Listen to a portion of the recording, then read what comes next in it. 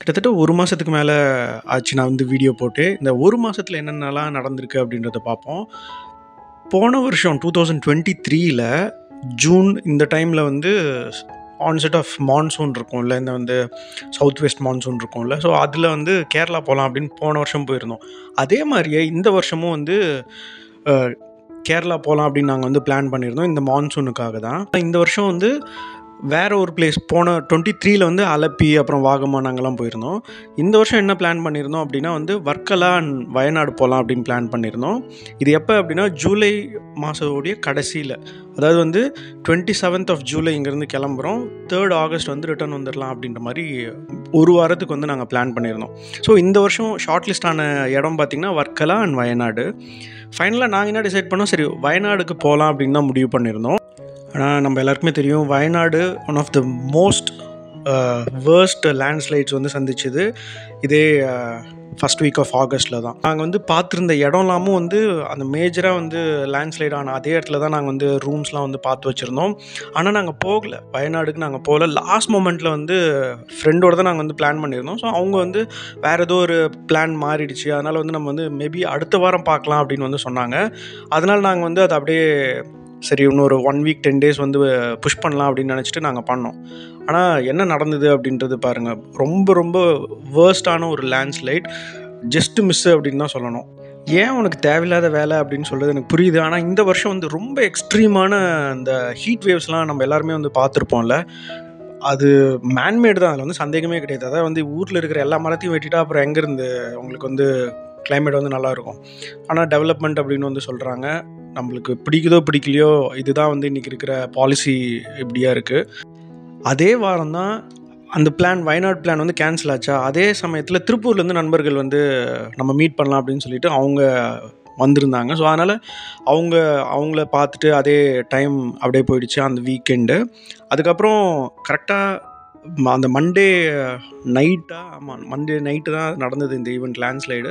காலங்காத்தால எந்திரிச்சு அப்படியே ட்விட்டர் ஓப்பன் பண்ணி பார்க்குறேன். பார்த்தா அதுமாரி இது வரைக்கும் இல்லாத அளவுக்கு ரொம்ப மோசமான ஒரு லேண்ட்ஸ்லைடு அப்படின்னு நியூஸ் பார்த்தோம். ரொம்ப ஒரு கஷ்டமாக தான் இருந்துச்சு, என்ன சொல்கிறதுனே தெரியல. அதேமாதிரி எவ்வளோ டூரிஸ்ட் வந்து அங்கே போனாங்க, அது வந்து நிறைய பேர் வந்து மிஸ் ஆகிறாங்க, டேட்டாவே ஆக்சுவலாக இல்லைன்றது நம்ம வந்து செய்திகளில் பார்த்தோம். ஸோ வந்து ஐம் வெரி வெரி கிரேட்ஃபுல். நான் வந்து மேபி வந்து லாஸ்ட் மொமெண்ட்டில் நான் கேன்சல் பண்ணதுக்கு பதிலாக போயிருந்தேன் அப்படின்னா என்ன நடந்திருக்கும் யோசிச்சு பாருங்கள். சரி, இது முடிஞ்சுதா. அதுக்கப்புறம் நண்பர் வந்து அவர் வந்து நம்ம ஒரு சின்ன ஒரு பிளான் போடலாம் அப்படின்னு சொல்லிட்டு நார்த் கர்நாடகாவில் போகலாம் அப்படின்னு சொன்னார். நார்த் கர்நாடகா முடிஞ்சதுக்கப்புறமா அப்படியே கோவாவும் வந்து நம்ம வந்து ஒரு குயிக் ட்ரிப் மாதிரி, ஒரு ஷார்ட் ட்ரிப் மாதிரி பண்ணலாம் அப்படின்னு சொல்லியிருந்தாரு. சரி ஓகே அப்படின்னு சொல்லிட்டு கிளம்பியாச்சு.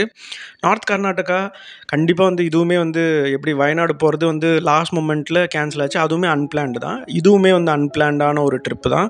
எங்களோட டெஸ்டினேஷன் ஆக்சுவலாக கோவா தான். ஆனால் வந்து நார்த் கர்நாடகாவும் நாங்கள் வந்து டச் பண்ணிவிட்டு அதுக்கப்புறம் அங்கேருந்து அப்படியே கோவா போனோம்.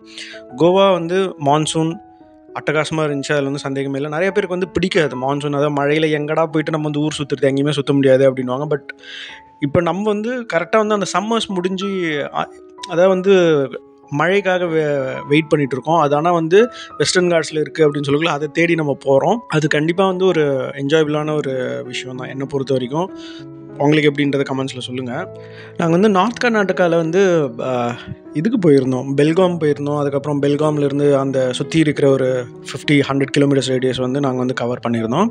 அங்கே போய் பார்த்தீங்க அப்படின்னா பெல்காமில் ஒரு சின்ன டவுன் தான், அட்டகாசமாக இருந்துச்சு. காஸ்ட் ஆஃப் லிவிங் வந்து ரொம்ப கம்மியாக இருக்குது. அப்புறம் ராய்பாக் அப்படின்னு சொல்லிட்டு ஒரு ஊர் இருக்குது. அங்கே போனால் டீலாம் 5 ரூபாய்க்கு கிடைக்குதுங்க. அதாவது வந்து ஃபுல் டீ கேட்டிங்கன்னா 10 ரூபா தான். ஆனால் வந்து ஹாஃப் டீ தான் போனால் ஸ்டாண்டர்டாக எல்லாருக்கும் ஹாஃப் டீ கொடுத்துட்றாங்க. என்ன உங்களுக்கு பெருசு வேணும்னா எனக்கு பிக் டீ வேணும்னு கேட்டால் கொடுத்துட்றாங்க ஃபுல்லாக. ஆனால் எனக்கு 5 ரூபாய்க்கு எப்படி ஒன்றும் டீ கொடுத்துட்ருக்கீங்க அப்படின்ற மாதிரி தான் ஃபீல். ஏன்னா கோவிடுக்கு முன்னாடி தான் வந்து 5 ரூபீஸ் 10 ரூபீஸ் அது மாதிரிலாம் கிடச்சிட்டு இருந்துச்சு. ஆனால் தமிழ்நாட்டில் எனக்கு தெரிஞ்சு இன்றைக்கி 10 ரூபாய்க்குலாம் எங்கேயுமே டீ கிடைக்கிறது இல்லை. மினிமமே வந்து 12 ரூபாய் ஆகிடுச்சு கரெக்டாக. ஆனால் இன்னும் அங்கே வந்து அது மாதிரியான ஒரு இது இருக்குது. ஏன்னா வந்து மேபி அங்கே இன்கம் லெவல்ஸே வந்து கம்மியாக இருக்கலாம். அதனால் வந்து அவங்களுடைய ரேட்ஸ்லாம் வந்து கம்மியாக இருக்குது. அப்படியே கான்ட்ராஸ்டிங்காக பார்த்தா நாங்கள் வந்து நார்த் கர்நாடகாவிலேருந்து அப்படியே கோவா போகலான்னு போனோமா. கோவாலேயும் வந்து நார்த் கோவா தான் போனோம். அவுட் ஆஃப் வேர்ல்டு எக்ஸ்பென்சஸ், பயங்கரமான எக்ஸ்பென்சஸ், அதில் சந்தேகமே வேணாம். கோவா எப்பயுமே எக்ஸ்பென்சிவ் தான். ஆனால் இந்த வாட்டி வந்து சொல்ல முடியாத அளவுக்கு பயங்கரமான ரேட்டு. ஒரு சின்ன ஒரு ஃபிஷ் ஃபிங்கர் வாங்கியிருந்தோம், அதோடைய ரேட்டு பாருங்கள், 580 ருபீஸ்.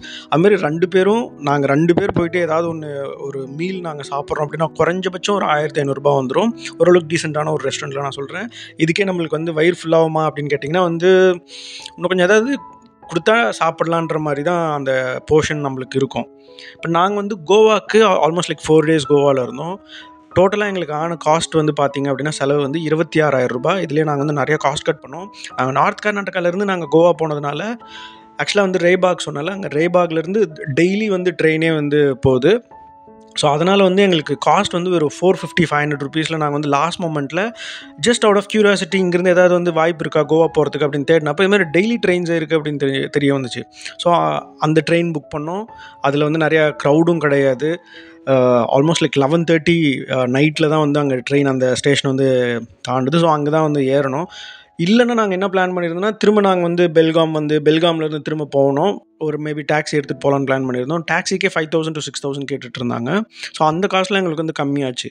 அதே மாதிரி ரிட்டர்ன் நாங்கள் எப்படி வந்தோம் அப்படின்னு பார்த்தீங்கன்னா, கோவா போக்குள்ளே மாதிரி நார்த் கர்நாடகா போயிட்டு அங்கேருந்து ட்ரெயினில் அப்படி போயிட்டோமா. ரிட்டர்ன் வரக்குள்ளே பார்த்தீங்க அப்படின்னா ஃப்ளைட்டில் வந்துட்டோம். இது ஆக்சுவலாக வந்து இந்த August 15 அந்த வீக் இருக்குல்ல, அதோட வந்து கிளப் ஆயிடுச்சு. நாங்கள் எல்லோரும் வந்து அந்த லாங் வீக்கெண்ட் வருதே அப்படின்னு சொல்லிட்டு இந்த August 15 வருதே அப்படின்னு பிளான் பண்ணியிருப்பாங்க. நாங்கள் வந்து we are coming back. அதனால் வந்து எங்களுக்கு காஸ்ட் வந்து ரொம்ப கம்மியாக இருந்தது. அதே மாதிரி மார்க்கெட்ஸை பற்றி பேசாமல் இருக்க முடியல. மார்க்கெட் வந்து கடந்த ஒரு மாதத்தில் பாருங்கள், எங்கே இருந்த மார்க்கெட் வந்து எங்கேயோ ஆல் டைம் ஹை கிட்ட இருக்குது. என்னுடைய போர்ட்ஃபோலியோ அதே மாதிரி தான் வந்து ஆல்மோஸ்ட் வந்து கிட்டத்தட்ட லைஃப் டைம் ஹை கிட்ட வந்து இருக்குது. எனவே ஐம் ஆக்சுவலி ஹாப்பி தான். நான் இப்போ படிப்படியாக என்ன பண்ணுறேன் அப்படின்னா, மார்க்கெட்ஸ் வந்து கரெக்ட் ஆகும் அப்படின்னு எதிர்பார்க்குறோம். மேபி இன்றைக்கி இல்லைனா கூட ஒரு 6 months டவுன் த லைன் வந்து கரெக்ட் ஆகிறதுக்கு பிரகாசமான வாய்ப்புகள் நிறையவே இருக்குது. அந்த டைமில் வந்து கொஞ்சம் கொஞ்சமாக வந்து கேஷ் டிப்ளாய் பண்ணணும் அப்படின்னு வெயிட் பண்ணிகிட்ருக்கேன். நீங்கள் வந்து மேபி வந்து ஸ்மால் கேப் அண்ட் மிட் கேப்ஸில் வந்து ஹெவியாக எக்ஸ்போஷர் வச்சுருந்தீங்க அப்படின்னா மேபி வந்து time for you to trim அப்படின்னு நினைக்கிறேன் நான். சமீபத்தில் நண்பர் ஒருத்தர் வந்து ரீச் அவுட் பண்ணியிருந்தார். அவரோட வந்து மென் அண்ட் மணியில் ஒரு வீடியோ வந்து டிஸ்கஸ் பண்ணியிருந்தோம். அது மேபி இன்றைக்கோ இல்லை வந்து நாளைக்கோ நான் வந்து அப்லோட் பண்ணுறதுக்கு முயற்சி பண்ணுறேன். இதெல்லாம் தான் எனக்கு கடந்த ஒரு மாதத்தில் நடந்த விஷயங்கள். நீங்கள் என்னோட பேசணும்னு விருப்பப்பட்டீங்கன்னா meetkarthik@protonmail.com தாங்க இமெயில் பண்ணுங்கள், உங்களுடைய ஃபோன் நம்பர் இன்க்ளூட் பண்ணுங்கள். நான் வேறு ஒரு சூப்பர் இன்ட்ரெஸ்டிங் வீடியோட வேறு ஒரு நாள் உங்களை யாரும் சந்திக்கிறேன். நான் உங்கள் Karthik, smart and full channel. நன்றி, வணக்கம்.